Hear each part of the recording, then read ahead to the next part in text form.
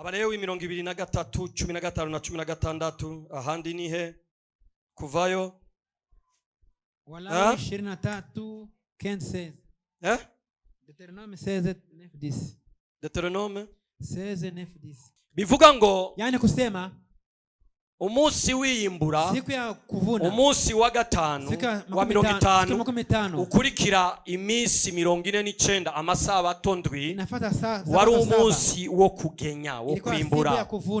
Hanyuma inyuma ya Pasika iminsi 50 yari umunsi wa Pentekote, niho mpemu w'Imana yamanuka.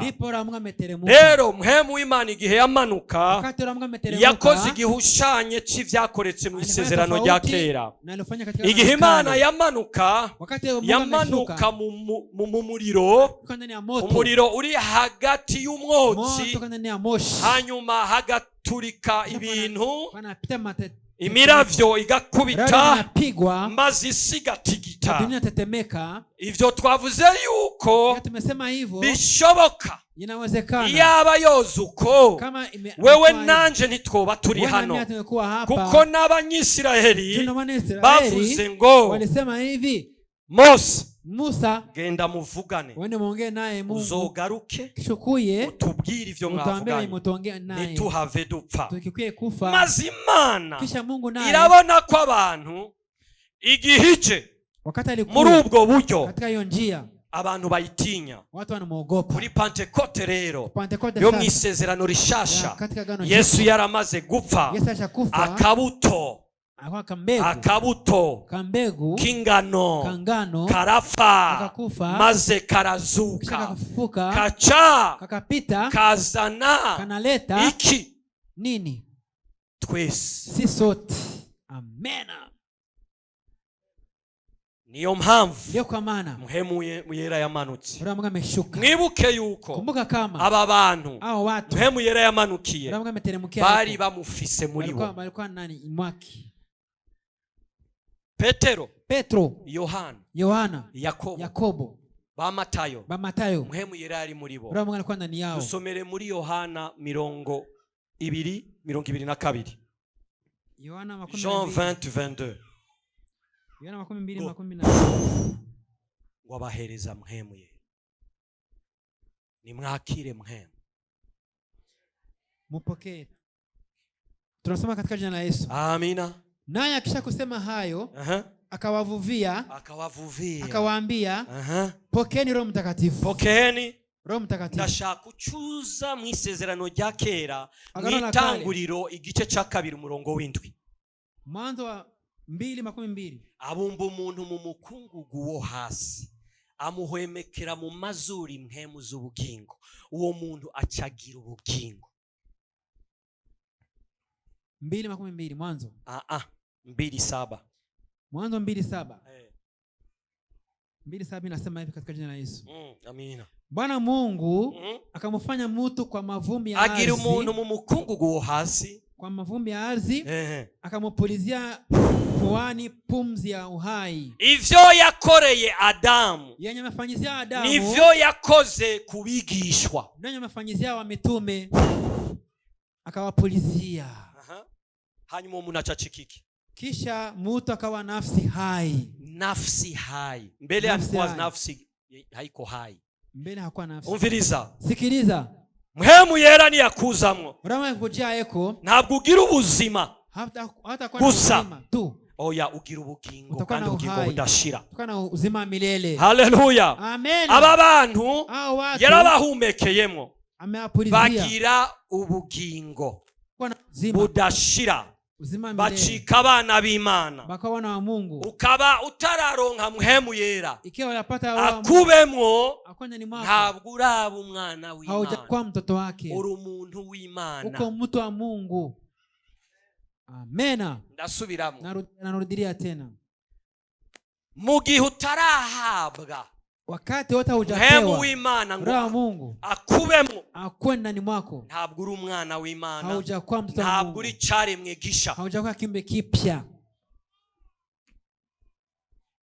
Aba bose bakurikiye Yesu, ama bote wanamfuata Yesu, batarakizwa, n'abajapata wokovu ariko bari mu mugambi w'agakiza. bakwenda na mpango wa wokovu. Aba bose hao wote Yesu yarabasengeye, Yesu alibaombea, arabarungika, akawatuma, na Yuda arimwo. na Yuda alikuwa ndani yao. Bagenda birukana abadayimoni, wakaenda kufukuza mapepo, baragaruka bakarudia banezerewe, banafurahi, bakijije ingwara, baliponyesha magonjwa, birukanye abadayimoni, balifukuza mapepo, baragaruka bakarudia, bikubita kugikiriza, balipoa kukifua, tuniacharaje, tuliacha raje huko, amadayimoni aratwumvira, pepo zinatutii, twayirukanye. tulifukuza mapepo. Yesu ababwira ngo akawaambia, nimuneze, mufurahi, amazina yanyu majina zenu yandikwa mu gitabo zimeandikwa katika kitabu cha uzima mbinguni.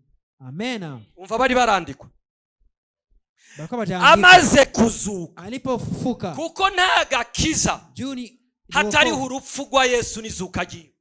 kama kuna ufufuko, niyo mpamvu ndio kwa maana Pentecote Mpwemu yari agomba kumanuka kugira ngo abapfuye abazure, awafufue, kugira ngo azane ubugingo ku bantu bapfuye. bene watu waliokufa. Amena. Umviriza, sikia, ahejeje kubahumekera muri Yohana igice ca 20 umurongo wa 22, aba bantu ntibabaye parfait, ntabwo baciye batungana, bararindiriye Yesu barabura. Petero araruha no kurindira, nkuko wewe nanje turuha kurindira mu gihe Mpwemu y'Imana ataratuzako. Petero arababwira ati muzina makuru, je ngiye kuroba. Ibi bintu vyo kuguma ahantu hamwe si vyiza, si vizuri vraiment. Aja kuroba, agenda kuroba ari gusa, akaenda samaki anavala uchi. Imbere Yesu yamusanze akiri umupagani. Yesu alimukuta ngani mpagani, Yesu yamusanze aroba yambaye impuzu. Alikuwa anaroba samaki anavala uchi. Ibaza umuntu Mpwemu ari muri wakaroba ari gusa. Iwaze mtu iko muroa anavala uchi. Kubera iki? Jua nini? Kubera Mpwemu atari bwamuzeko. Hakuja kuja ndani yake. Nakwifuriza kwa kuza kuno munsi. Nakutakia akuje ndani mwako. Amena.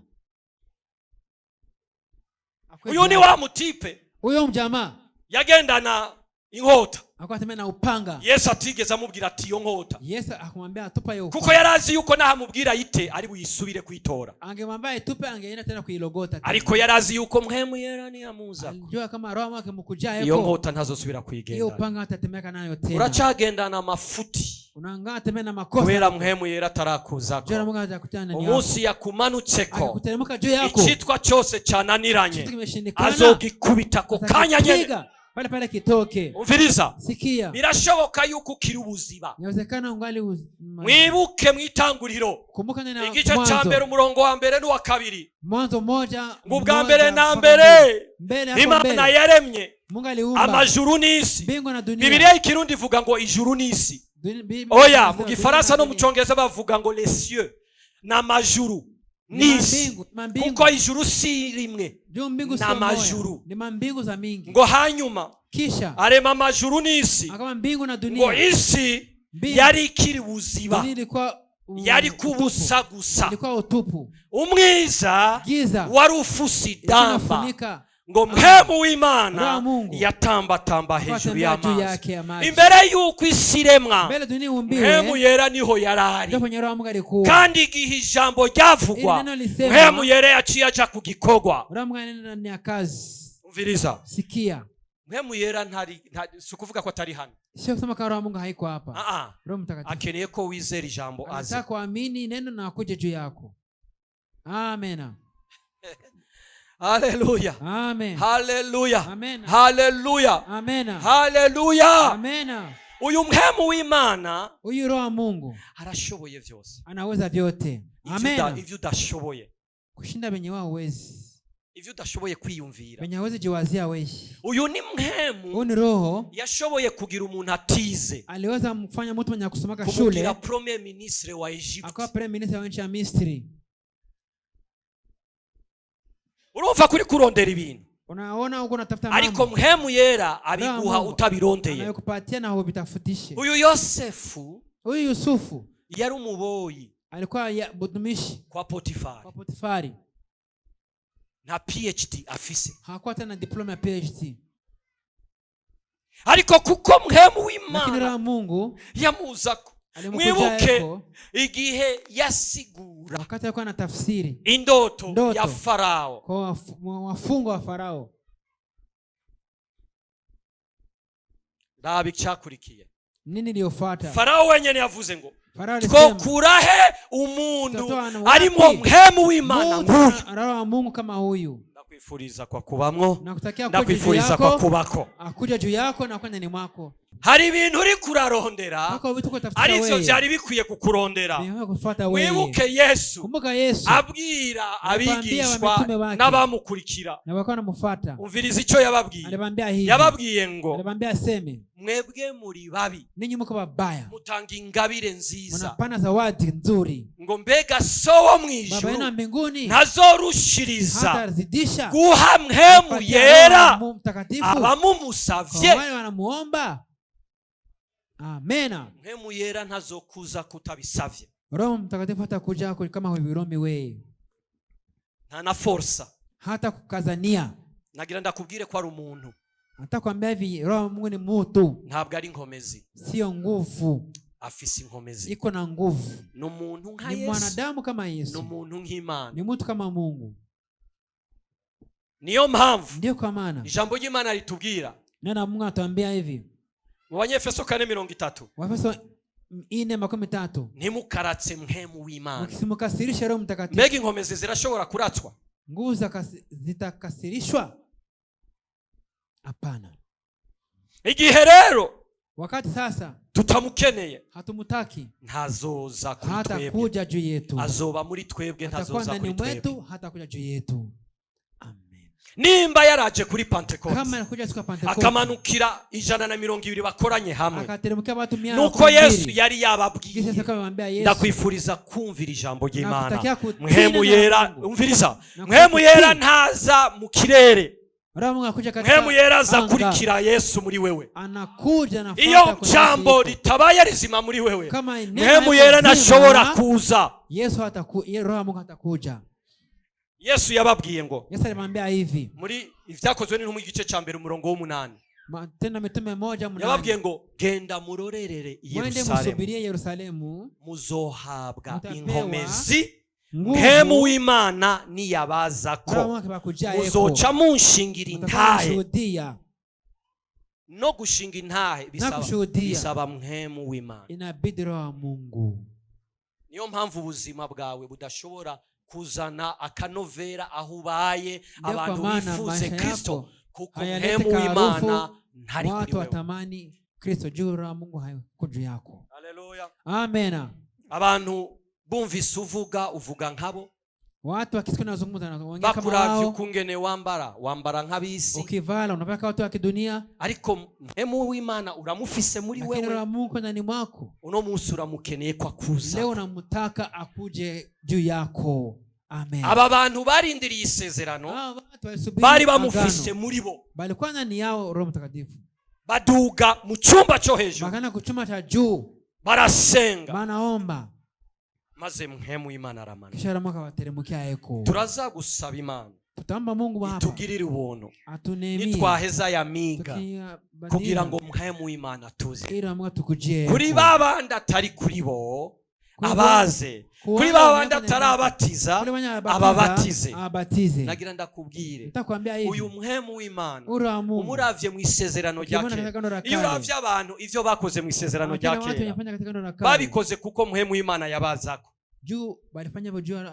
Umviriza wewe icyo ubasumvya, wowe mpemu w'Imana ari kuri wewe, ari muri wewe, kandi ufise n'amahirwe y'uko akubako. Kumwe yaba kuri Daniyeli, kumwe yaba kuri Samson agatabura intambwe, kumwe yaba kuri Dawidi agacika umwami, kumwe yaba kuri Otiniyeli agacika umwami, kumwe yaba kuri Samson agacika umwami, niko ndio sana wewe akuwe mtu mkubwa wewe. Amen.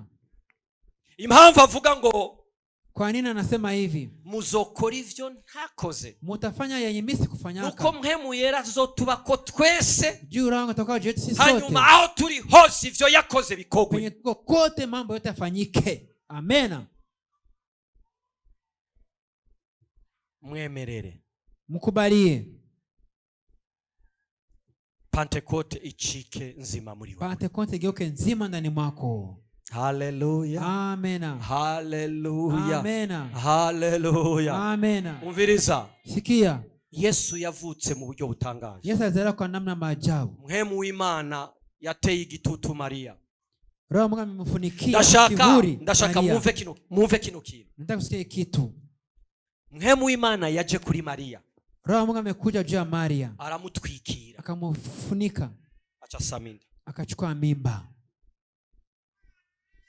Nimba ikiwa Maria tabonanye na Yosefu, Maria hakutana na Muhemu w'Imana yamutwikira gusa, lakini Roho agafunika tu, niyamutwikira akikufunika. Hari kintu gikomeye, kuna kitu kigumu mu vyiyumviro vyawe, ndana mafikara yako, mu mvugo yawe, mu ngendo yawe, abantu bazogutamarirwa kuko Muhemu w'Imana agutwikiriye, kuko n'ubushobozi bw'isumba vyose buzoba buri kuri wewe. Nguvu za Mungu zitakuwa ndani yako. Abantu bazobona ugenda mu buryo surnaturel, ubaho mu buzima butangaje, unaishi katika maisha ya kushangaza, udafise ubwoba bw'isi, hauna oga ya hii dunia hii, udafise ubwoba bw'ejo, hauna oga wa kesho, ariko uzi yuko uri muri wewe akakubako, anakuja ndani juu yako, ashoboye vyose, anaweza mambo yote. Amen.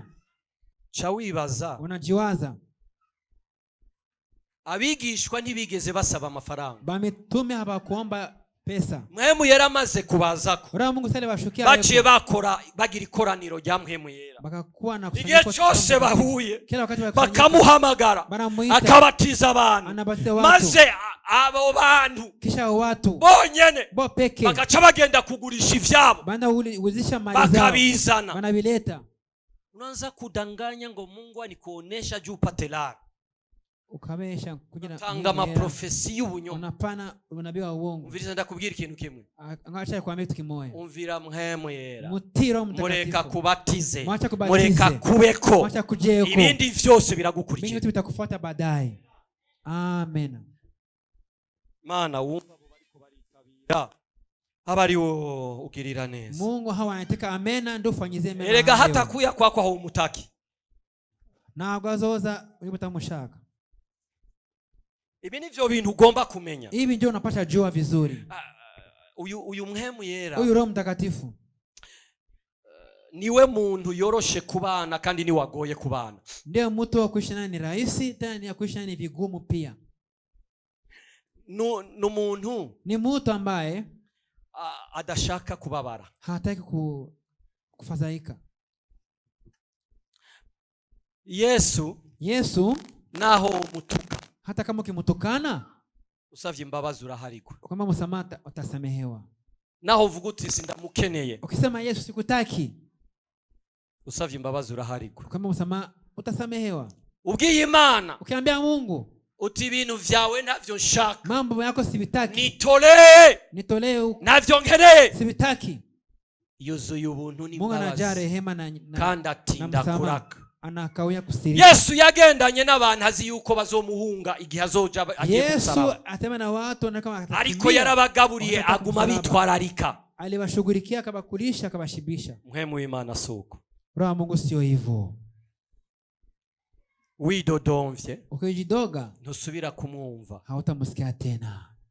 Ukoze icaha, ukifanya dhambi, ntusubira kumva avuga, hautasikia tena anasema na wewe, kuko agaragaza ukwera kw'Imana, anaonyesha utukufu wa Mungu, agaragaza ifuhe ry'Imana, anaonyesha hasira ya Mungu. Mu gihe utihanye, wakati utubu ngo utunganye ubuzima bwawe, utengeneze maisha yako, ijwi ryiwe uraribura, sauti yake unaikosa, ubusabane, mahusiano yako na yeye nawe urayibura, mahusiano kati yako na Mtakatifu yanaisha. Turafise isezerano, tuko na agano, abari ku isi bose barafise isezerano, dunia nzima tuko na agano. Isezerano ryasezeraniwe abanyisirayeli, agano hili lilikuwa na Israeli, kuko Imana yari yasezeranye ko izotanga Muhemu wayo. Mungu alikuwa ameta hapana agano. Muri Ezekieli igice ca 36, Ezekiel 36 umurongo wa 26 n'uwa 27, 26-27, Imana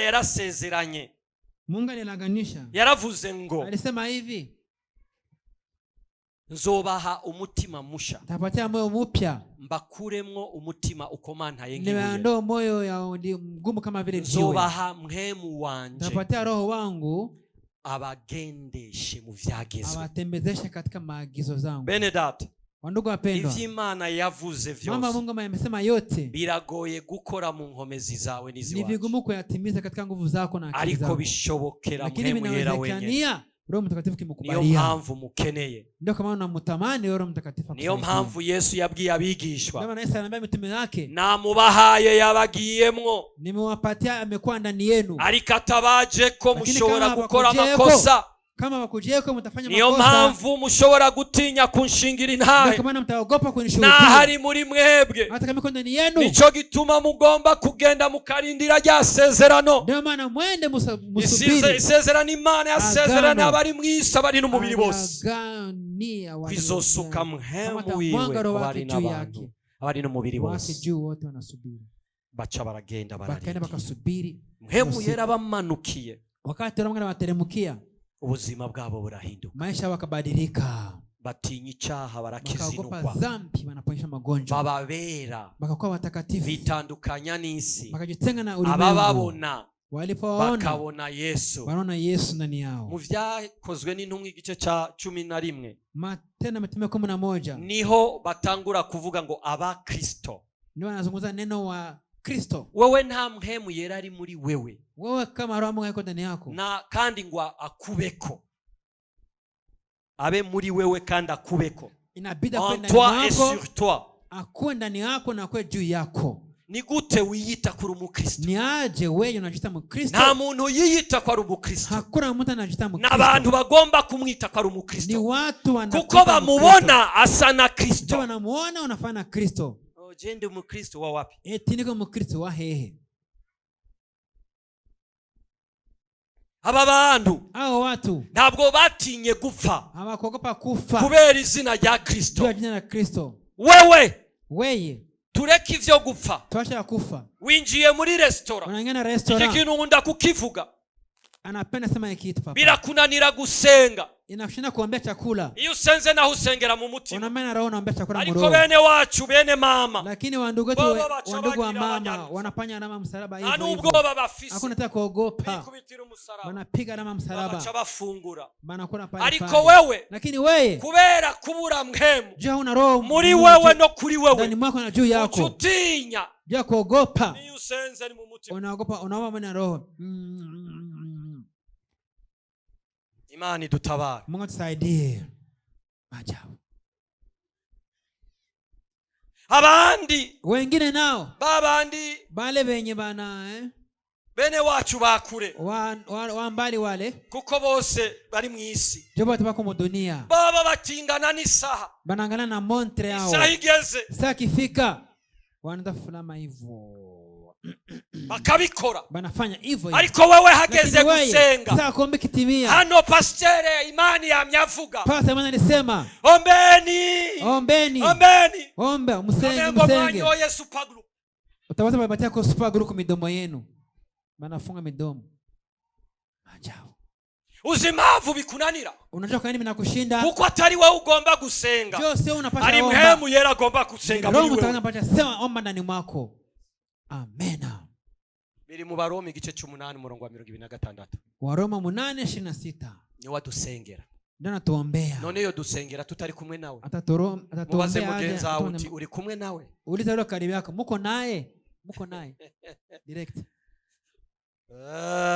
Maja uyu mhemu yera Roho Mtakatifu arakujana no mu bugaragwa kugeragezwa, anakupeleka ndani ya jangwa ili ujaribiwe. Ibi rero abantu ntibanabikunda, hii watu wanavipendaka. Mubwire mugenza wawe tubikunda, utabikunda uzobikundishwa. Ubipende, kama usipende basi utaulizwa. Yesu ahejejwe kuzwa ko na mhemu. Yesu wakati alikujia kwa Roho Mtakatifu, mhemu yaciye amuterura mutwara mu bugaragwa, Roho akamunyangula akampeleka jangwani, agende kugeragezwa, aende jaribiwa. Iyo utanguye urugendo na mhemu yera, kianza safari na Roho Mtakatifu, ibigeragezo biraza, majaribu zinakuja, ariko arakuneshereza, ko niwe abakujanye.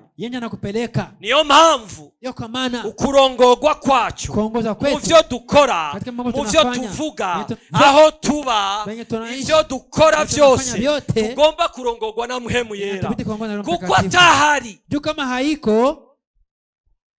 turi à la merci de Satan. Tuko chini ya ulinzi wa shetani. Tuba turi mu maso, turamenya imbere ya Satani. Tunakuwa tuko uchi mbele ya shetani. Niwe arongora abantu kuja aho agomba, kuko yeye anaongoza watu kwenda kwenye anataka. Anajua ichimana ishaka. Anajua chenye Mungu anataka tufanye. Adusomere nshuti yanjye. Tusomee Abaroma 8:26. Waroma 8:26. Eko. Waroma 8:26 na 27. Na 27. Eko. Tunasoma katika jina la Yesu. Amina. Kadhalika Roho naye hutusaidia udhaifu wetu. Turabanyantege nke. Eko. Kwa maana hatujui kuomba jinsi tupasavyo. Nituzi gusaba uko bikwiriye. Lakini Roho mwenyewe hutuombea kwa kuugua kusikoweza kutamkwa. Mpwemu bwiwe aradusengera aniha iminiho itovugwa. Na yeye nawe aichunguzaye mioyo aijua nia ya Roho ilivyo. Ari kuisesa imitima irazi vyo Mpwemu yiyumvira. Kwa kuwa huwaombea watakatifu kama apendavyo Mungu. Amen. Umviriza, kwa kuwa huwaombea watakatifu kama apendavyo Mungu. Kama apendavyo Mungu. Amen. Kuko Imana igomba ariko Mpwemu asengera abera. Ivy'Imana igomba ntavyo ushoboye kumenya. Mpwemu Yera ni wabizi. Ivy'Imana benye Mungu, ivy'Imana benye Mungu yakwandikiye, alikwandikia wewe ntavyuzi, wewe hawabijui. Mpwemu Yera arabizi. Anabijua aho Imana penye Mungu ishaka kuzoba, igihugu Imana ishaka kuzojamwo, Mpwemu Yera ni wakizi. Ico Imana yaguteguriye Mpwemu Yera arakizi, kuko igihe Imana yagitegura Mpwemu Yera niho yarari. Mungu alikuwa Roho Mtakatifu alikuwa pale. Hallelujah. Amen. Hallelujah. Amen. Hallelujah. Amen. Mpwemu w'Imana, Roho wa Mungu. Iyo tuvuga rero Pentecote, tunapozungumzia kuhusu Pentecote, tukavuga uko Mpwemu w'Imana yamanutse, kuhusu gisi namna tugomba kuvuga uwo ari we n'icyo ashoboye gukora. Yenye anafanya yeye. Ijambo rivuga ngo ibidashobokera abana b'abantu neno nasema yanyawezekana bishobokera Uhoraho. Inawezekana kwa Mungu. Nagira ndakubwire yuko natakwambia hivi, Uhoraho ari mu ijuru, Mungu mbinguni, ariko ari muri wewe biciye muri Mpwemu Yera. Lakini kwa ndani mwako kupitia Roho Mtakatifu. Yesu Kristo ari mu ijuru, Yesu kwa mbinguni, ari muri wewe biciye muri Mpwemu Yera. Iko ndani yako kupitia Roho Mtakatifu. Bivuga ngo ndio kusema mtu mko naye hapa duniani, umuntu dufise hano kwisi, kutokana ku dunia hapa, umuntu aduha ivya Kristo, umuntu adushikiriza ivy'Imana, atufikisha yamba ya ni Mungu, Mpwemu Yera. Roho Mtakatifu. Nico gituma yabwiye abigishwa, anambia mitume, umviriza, sikiriza, ico babera ciza nuko jewe ngenda, mimi niende, kuko nintagenda umwica ntazoza, ariko ninagenda umwizosaba data abarungi kirumwica, mwica azoza, uwo niyaza azobaha kuvyanje, atapatia kuyangu, azobibutsa ivyo nababwiye, atakumbusha kwenye nibambiaka, azobabwira ibigiye kuba, atamwambia mambo yanataka kuwa. Tugwa mu mporero, tunaanguka ibintu bidushika ko giturumbuka, tutari dukwiriye ko bidushikira, kuko Mpwemu w'Imana yifuza kubitubwira, ariko twebwe idumuha umwanya, kuko ntabwo twamutumiye ngo atuzeko, ntabwo twamuhamagaye ngo atubemwo, ntabwo tumukeneye. Nitwamwifuza, nitwamushaka, Mpwemu Wera azomanuka maze akore, ahindure ubuzima bwacu, bijya vyose Yesu atugombako azobidushitsako. Amen. Twari tumukwiriye kumukomera amashyi. Tumpigie makofi Yesu.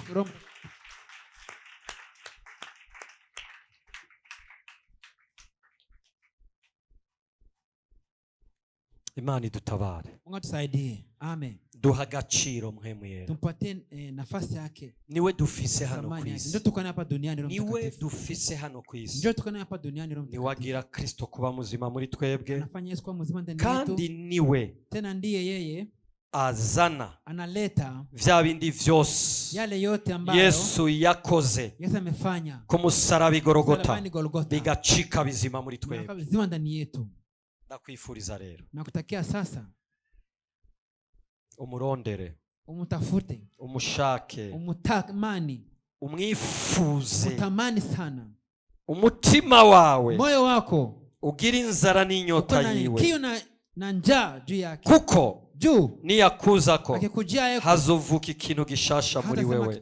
Kipya ndani yako. Niyakuzako uzogira inkomezi. Utakuwa na nguvu. Niyakuzako azokwibutsa ivyo data yakubwiye. Kandi azokugendesha mu vyagezwe. Niyakuzako uzoronka inkomezisha. Utapata nguvu mpya. Umviriza mwene data. Azokujana aho data agomba. Kandi azozana ivyamwa vyiwe muri wewe. Ivyamwa vy'urukundo, vy'umunezero, vy'amahoro, ukwihangana, kugira neza, ingeso nziza, no kuba umwizigirwa, ubugwaneza, ukwirinda, vyose azobigira bizima muri wewe. Haleluya. Azogufasha kwinginga, azoba hafi yawe, azohereza ubugingo umuntu wese yamwakiriye. Naho mpemu w'Imana agenda kwisi, arakeneye yuko umwifuza kugira ngo akuzeko, arakeneye yuko wizera umwami n'umukiza Yesu Kristo ubuzima bwawe. Niyumva yuko wamwizeye maze ukavyatuza akanwa kawe, niwacaza mu gishingo c'Imana nica Yesu, aze kuba mu mpemu wawe, ashireho ishashara, ucike ingoro ya mpemu. Hekalu la Mtakatifu. Haleluya. Amen. Haleluya. Amen. Achaguha ubwenge, akupatia akili, achaguha ubumenyi, akupatia ujuzi, achaguha inkomezi, akupatia nguvu, akugira ukomeye, akufanye mtu mkubwa, amafuta yiwe, mafuta yake, aguhe kubana n'abami, kwicarana n'abami, guhanura abami, kubaha solution nkuko yabikoze kuri Yosefu. Yosefu agatanga inyishu y'igihugu cyose n'isi yose kubijanye n'amafa yarahari. Turakoma induru ngo mu gihugu cyacu hariho ibibazo, ariko inyishu ziri muri twebwe. Nitwemerera mpemu yera, azoduha inyishu za bino bihugu byacu kwa jina mambo yetu. Amen. Uruwa agaciro, uko mtu wa thamani wewe, niyakuzako akikujia yeko.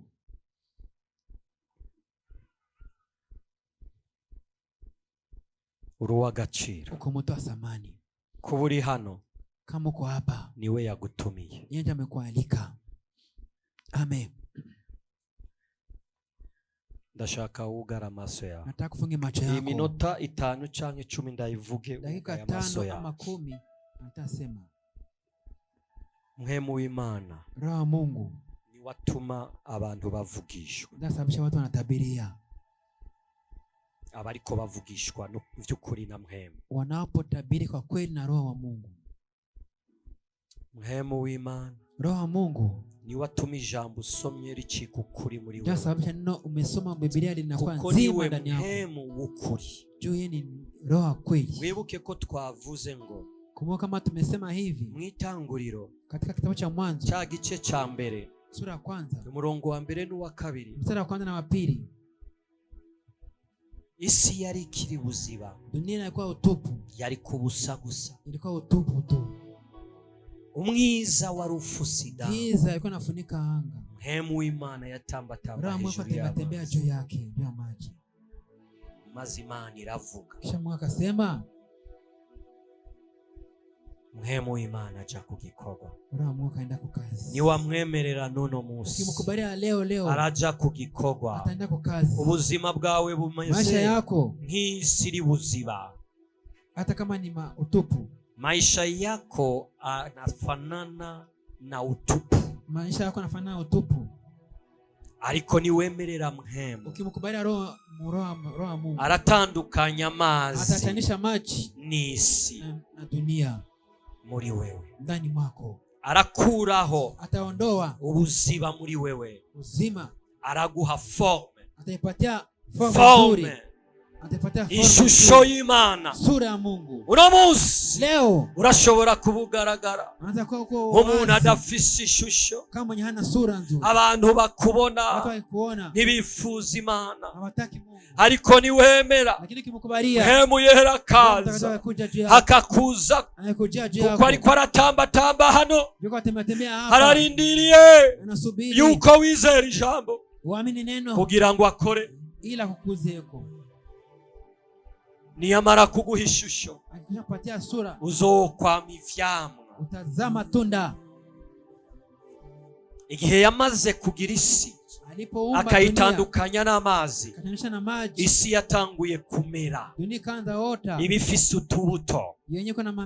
Hari abantu hano kwisi bakeneye gufungura ubugingo buvuye muri wewe. Maisha yatoka ndani mwako. Ubugingo buvuye muri wewe. Mwemerere rero. Mukubalie sasa. Kurememwo. Akuumbe ndani yako ivyamwa vyiwe. Matunda zake. Abantu babona urukundo. Watu wakuone kwa upendo. Abantu babona kugira neza. Baone kwa mema. Abantu babona amahoro. Bakuone kwa amani. Haleluya. Bakuone kwa ukweli. Haleluya. Bakuone kwa haleluya. Haleluya. Amen. Mugirira inyota. Mukwe na kiu chake arakuzako. Atakujayeko. Mugirira inyota. Uwe na kiu chake sana. Arakuzako. Atakujayeko. Mugirira inyota. Mukwe na kiu chake arakuzako. Atakujayeko. Igihe nariko ndategura wakati natayarisha ino nyigisho, hii somo, numvise ino ndirimbo, anasikia nyimbo hii.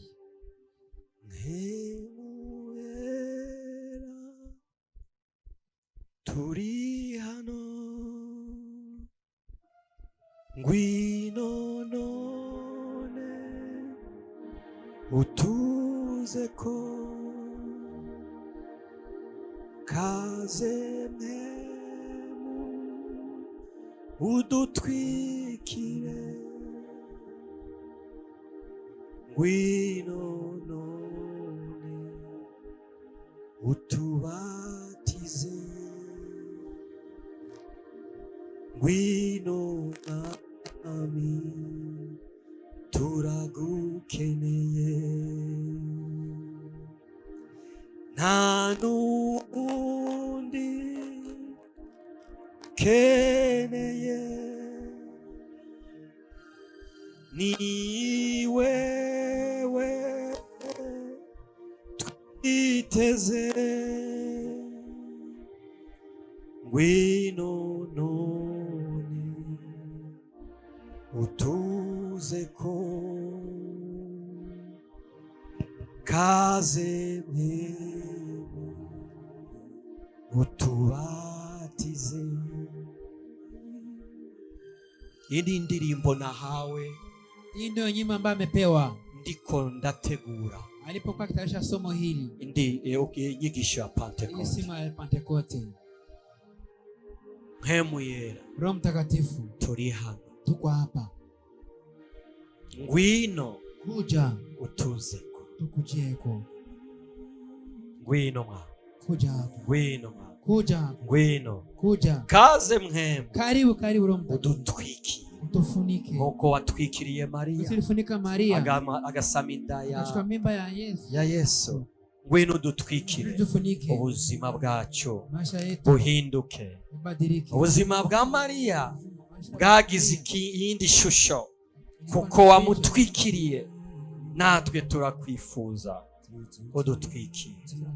Nta wundi dukeneye, hataki mwingine, ni wewe twiteze. Ni wewe pekee tunasubiria. Ngwino none utuzeko. Tukujeko sasa. Ni sezerano Data yaduhaye. Baba ni Mhemu wanjye azobazako ngo nzosuka mpwemu wanje ku bari n'umubiri wose. Ngwino ndakwinginga ugorora umutima wawe. Nakusihi fungua moyo wako hapa. Ndakwinginga ugorora umutima. Fungua moyo wako mpenda wabano kwa hapa. Ndakwinginga ugorora umutima. Fungua moyo wako. Ntabwo aza ku muntu. Hata kuja kwa mtu ambaye umuntu atabishatse. Habitaki. Oya. Hapana. Oya namba. Hata kuja. Oya. Hapana. Mwemerere. Mukubalie. Arakeneye guhindura ubuzima bwawe. Maisha yao. Ubuzima bw'abigishwa bwarahindutse. Imebadilika. Reka gira ubuntu bucike buzima kuri wewe. Reka guhe une assurance, aguhe ubushizi bw'amanga. Mwemerere agushire hafi y'Imana. Mwemerere aguhe ubugingo. Mwemerere agushire ku ishashara. Haleluya. Ntabwo ushobora kumenya Imana hawataweza kujua Mungu mpemu yera atari kuri wewe. Isipokuwa roho ya Mungu iko ndani yako, juu yako. Yaraje kubigishwa, baca bamenya ivyo Yesu yababwiye vyose. Yote igihe Yesu yabibabwira atarabazako ntabwo bigeze batahura. Igihe yavuga ku rupfu rwiwe akavuga ku izuka ryiwe bavyumva nk'umugani. Nkuko dushobora kumviriza ubutumwa bwiza canke tugasoma ijambo tukumva umengo ni migani, ariko mpemu w'Imana niyatuzako vyose bica bigeuka, vyose bica bicika bizima, vyose bicika ubugingo muri twebwe. Mwifuze mutamani, mwifuze mutamani, mwifuze mutamani, mwifuze mutamani. Nta numwe agukorako kuko nta numwe yakozeko. Hata kiogusa yako juu hata kwa mama. Nta muntu yakozeko abigishwa. Bakozweko na mpemu. Kuko bari bamwiteze, kuko bari bamurindiriye. Nta muntu yabakozeko, mpemu yera niwe yabakozeko. Mwemerere agukoreko. Ugara amaso yawe, wogorora umutima wawe, umureka agukoreko. Niyagukorako ubuzima bwawe burahinduka. Niyagukorako urumva igihindutse muri wewe. Uraza kumva umuyaga, uraza kumva umuriro, uraza kumva ubushobozi. Unasikia nguvu na mamlaka. Niwamwugururira umutima. Mfungulia moyo wako. Mwabana hiyo checheka. Enyi watoto mnyamanze hapo. Emuyera turiano ngwino none utuzeko kaze mpemu udutwikire ngwino none utubatize mpemu yera turakwiteze. Nta nundi dukeneye ni wewe twiteze. Ngwino none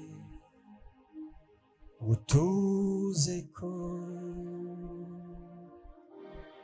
kaze mpemu utubatize. Turaguhaye kaze mpemu. Karibu Roho Mtakatifu. Turagukeneye. Tunakutamani. Ngwino ukore kuba kwiteze. Kuja utumike kwa wale wote wamtarajia. Ngwino ukore kuri umwe wese akurindiriye. Kuja utumike kwa kule wote nakusubiri hapa. Ahure nawe. Ahure nawe. Ahure nawe akutana na wewe maisha yake yabadilike. Ugurura umutima wawe. Fungua moyo wako. Ndamwumva ari kugikorwa. Iko ashafika kwa mukazi yake. Ndamwumva ari kugikorwa. Anamusikia ashafika. Ndamwumva ari kugikorwa. Anamusikia ndani ya kazi yake tayari. Murekurire. Mwachiriye. Murekurire. Mwachiriye. Murekurire. Mwachiriye. Murekurire. Mwachiriye. Murekurira kuzeko. Ariko aragenda genda. Ariko araraba umutima umwiteze. Kugira ngo awuzure. Kugira ngo awubatize.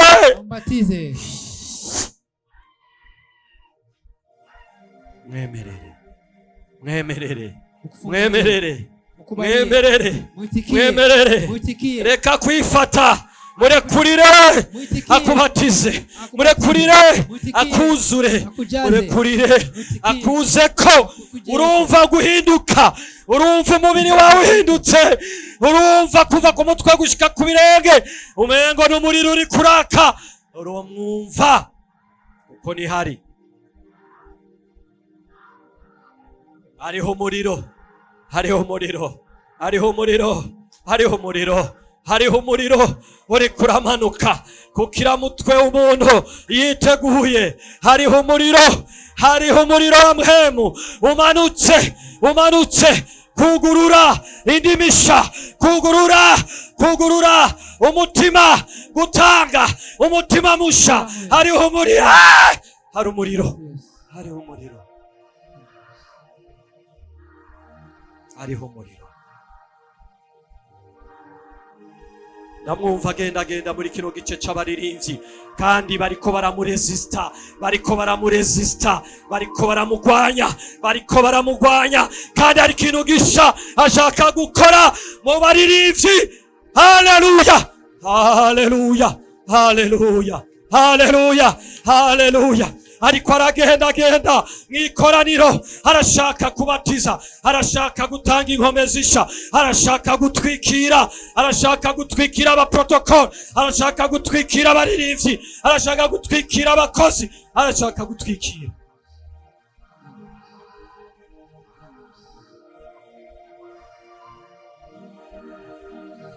Arashaka gutwikira abakozi, arashaka kubambika inkomezisha, arashaka kubaha umuvuduko musha, arashaka kubashitsa ku rundi rugezo, arashaka kubagurukana nk'uko yatwaye Filipo. Arashaka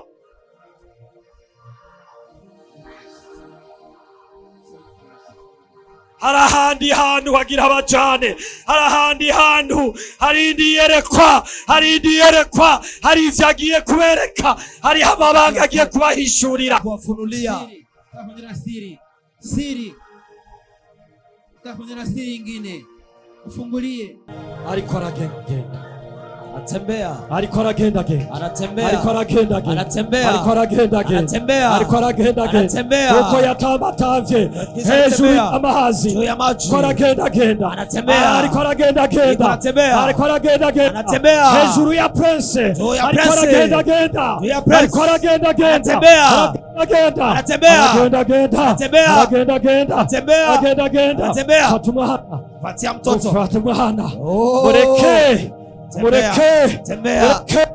Reka muhemu yera. Achilia roho. Kora ivyo ashaka. Reka muhemu yera. Achilia roho. Ariko aragenda. Achilia roho. Ariko aragenda. Anatembea. Ariko aragenda. Ariko aragenda. Anatembea. Umuririmbyi ariko sikiliza, mwikoranira ariko aragenda. Anatembea na mkutano. Itegure. Jiandae. Umutima wawe, umutima wawe bakozi bana, ashaka kubatiza kandi ashaka kubakomeza kandi ashaka kugurura imiryango imbere kubadilisha tena ivyari kugawe mwera kuweho. Azanye ubwenge, azanye ubwenge, azanye ubwenge, azanye ubwenge, azanye ubwenge, Mamagi azanye ubwenge, azanye ubwenge, azanye ubwenge, azanye ubwenge.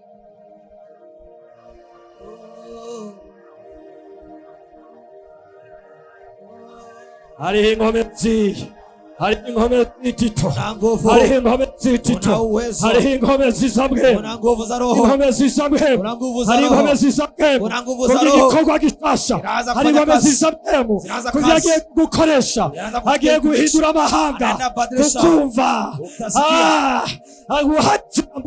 aguha ijambo kugira ngo uvugane n'umuryango, aguha ijambo uvugane n'ababanyi babone ukugeza kw'Imana, waone mema ya Mungu.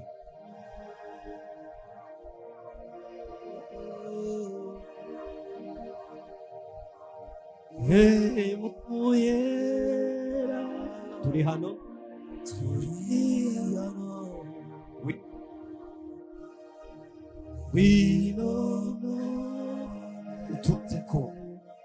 utuzeko hemu yera dutwikire wino none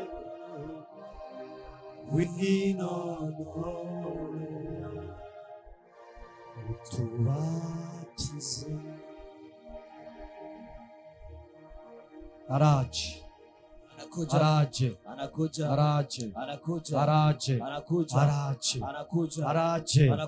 mutima musha yasezeranye data kuduha umutima musha, data yadusezeraniye kuduha umutima musha, yadusezeraniye kuduha umutima musha. Witege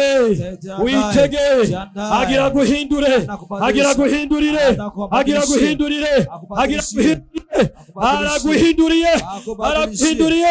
aguhaye mpemu wiwe, byarakunanira gendera mu byagezwe, none bigiye kukorohera,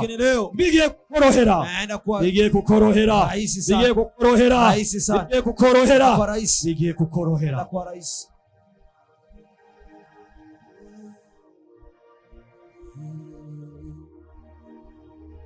Hey. Ale kota ile mezakata. Gode vele do santale ine bad kadona ya.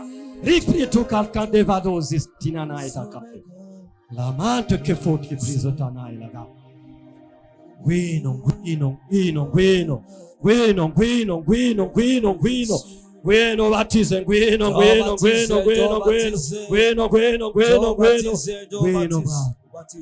Abakwiteze bose ubaha ikimenyetso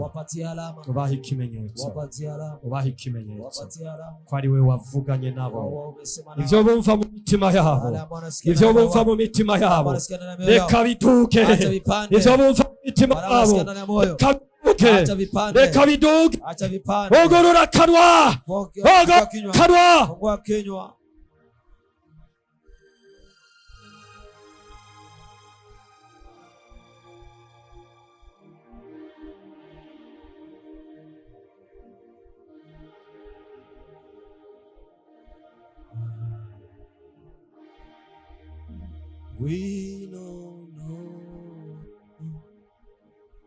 Utkuzure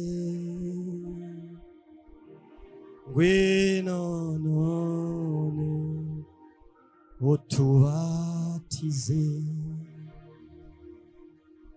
mpemu yera turi hano gwino none turabukene mpemu tuzeko gwino none atize. Hallelujah. Hallelujah. Hallelujah. Hallelujah. Hallelujah. Hallelujah. Hallelujah. Hallelujah.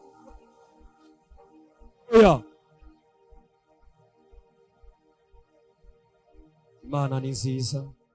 Mungu ni mwema. Abamwiteze bamwumvise. Kwa tayari wote wamemsikiliza. Mpemu wiwe turaheza dusenga gutyo subiremwa no majambo. Tunamaliza na ombi hili. Mwami mwiza, mfalme mwema. subiremwa no majambo. Mwami mwiza, mfalme mwema. Ndashaka nataka kumenya ivyagezwe vyawe, kujua maagizo yako no kubigenderamo, na kutembea ndani. Nyuzuza mhemu wawe, nijaze roho wako, ahindure umutima wanjye, abadilishe moyo wangu, mbe icyitegererezo, nikwe mwelekeo, mbe igishinga ntabe, nikwe ushuhuda kizima muri ino si dunia hii yanduye yenye najaa uchafu. Ngwino kuja umpe inkomezi, unipe nguvu. Ngwino muhemu yera, gira ubusabane bwiza na Data, umpingure jewe mimi ubuzima bwanje bube ku gicaniro misi yose, siku zote kubw'icyubahiro cyawe, mu izina rya Yesu Kristo. Kristo. Amen. Amen. Komera amashyi Data, Imana ibahezagire.